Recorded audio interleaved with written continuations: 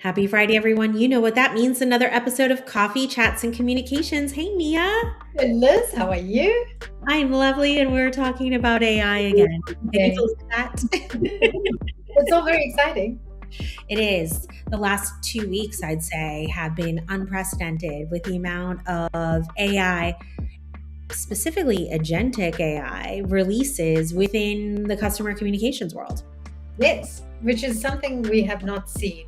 I mean, we've seen smart communications has come up with AI features, which has been amazing. And they've slowly been, we've seen announcements slowly been dribbling in, but over the last 3 days, it's just been announcement after announcement between Elixir, Yes. FIS, Broadridge. It's Yes. a huge amount of announcements around AI, and this is compounded on top of Messagepoint, which is really, Yes. new AI features around Masi. So Yeah. it's MHC. We've seen a lot of AI capabilities. It's just company after company, which for us is all very exciting. Very exciting. And I mean, traditionally, up until this point, we really saw a lot of sort of bolted on features, right, to sort of core capabilities and core platforms.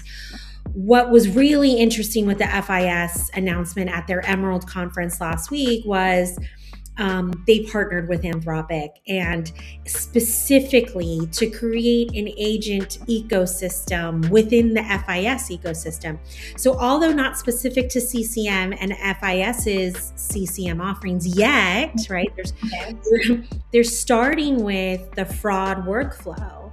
And we all know that's a critical part of customer communications, right? Fraud notifications and all of that.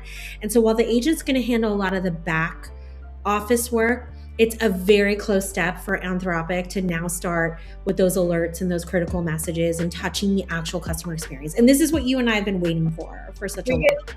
For such a long time, we've been saying, yes, put AI in, but we haven't seen it touch customer communications. We haven't seen the customer experience really change in any way, shape, or form. And I think that now after these announcements, we'll start seeing more of that. It's still very much back office, yes, content offering, yes, and accelerating, right, the manual-esque nature of running some of these software programs, especially around composition, right?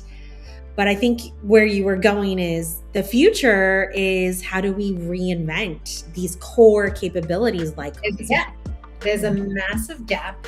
And right now, and it obviously is the investigative stage, like dipping our toe in, don't make any massive changes.